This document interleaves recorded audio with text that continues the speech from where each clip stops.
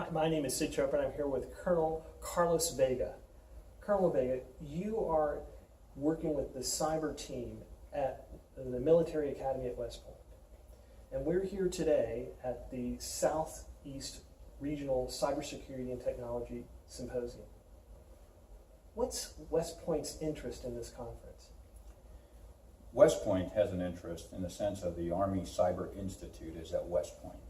And it has a national mission to share knowledge and share practices with the private sector, academia, and other members of the cyber enterprise. And so we have to reach out and go to their venues, their events, and share what the best practices are in the community, also what the government or the Army has to offer as far as resources where we can work together on shared problems. Now, we have heard repeatedly that this is a massive threat to our infrastructure, to our economy, to the military, to the government. We're dealing with very sophisticated attackers that are well-funded, well-educated, and well-motivated. We're dealing with nation states in some cases. As a head of an organization, let's say, how could I leverage what you're doing to protect my organization? So we share a lot of the knowledge that we gain in our experience. So one thing we do is we realize that the threat is ever present. And as we get more dependent on the technology and there's new gadgets and gizmos that come out, we're only exposing ourselves more. We're not going to change that anytime soon. But what we do have the opportunity to influence that space is we can start to prepare and train and practice to how to respond to threats in cyber. So one thing that the military is known for is we train very well. We train constantly, and it's almost a way of life, not just an event that you do. So what we try to do is we use the mantra of train like you fight, fight like you train. So that in the event of an issue, not a break in your business practice, but an actual crisis, you can revert back to your training and how you plan for that so that you could respond accordingly. We don't always train to failure. We don't always train to the catastrophic event. We train to where business processes affect our business, but that's not necessarily enough. You have to push the envelope to where the livelihood of the company, of what you're about, is being challenged, because that's where the real change in behavior is going to occur. If you're just doing day-to-day operations, that is not what we're focusing on. We're focusing on how to handle crisis.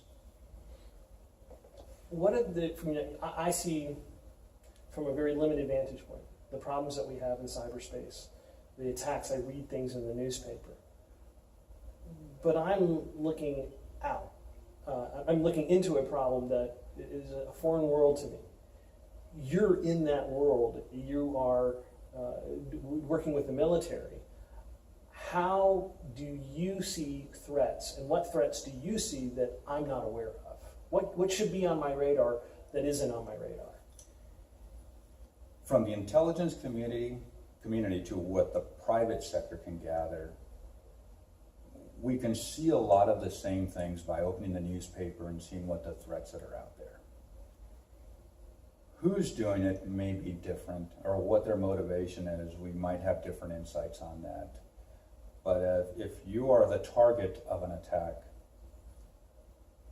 what you do and how you respond to that may not, you don't have to come up with a scenario for that.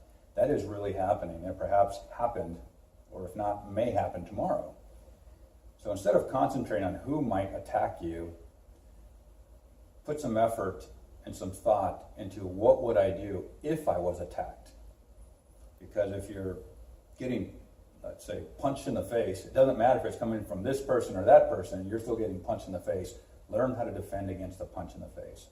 To that point, one of the things that we train our soldiers for, or our young soldiers, is how to fight. Not because we think it's important that they learn how to fight, it's because it's an experience of fear where we train them how to protect themselves and how to react. And in our business in the Army, there's a lot of fear. We do a lot of things that most people don't get to do.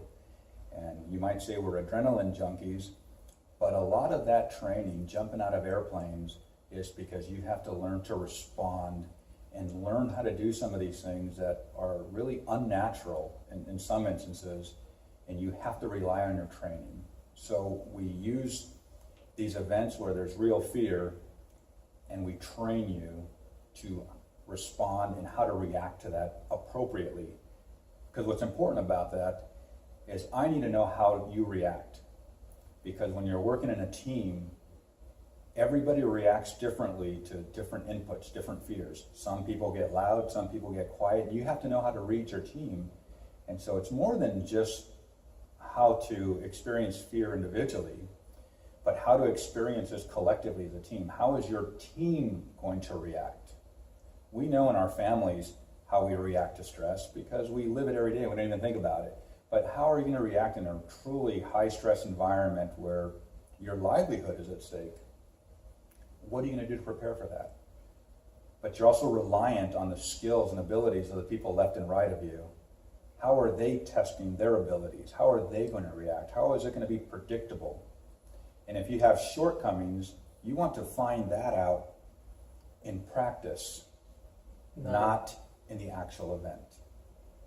And in all of these events, you're probably going to have to reach outside your organization to get help. You want to practice that too, to see what type of help you're going to get.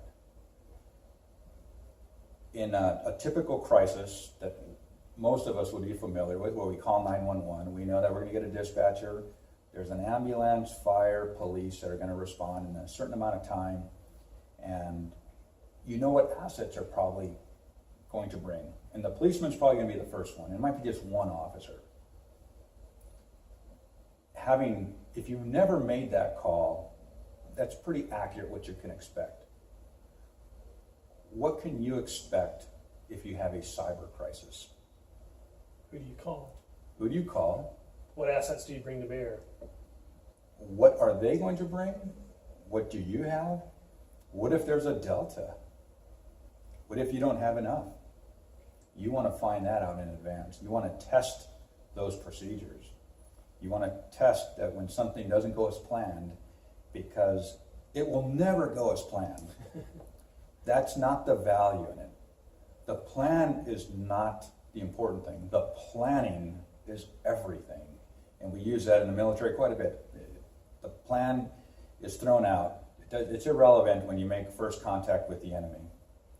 But it's all the planning that goes into it that is very valuable, because you start thinking of all the contingencies, all of the what ifs, and you start to plan for those, and they may not all manifest. And what you actually see may be completely different, but you have thought about what's not going to work already. And so when you get to those decisions, collectively the team has an idea of what to do and what to expect from each other. And that's the part is you train for your Super Bowl well in advance, because when that event occurs, you want to perform like you're a Super Bowl caliber team. Otherwise, you're going to train as if it's a pickup game with whoever's on the playground with you. And that might not be enough. And if you're a professional company, you better train like a professional company.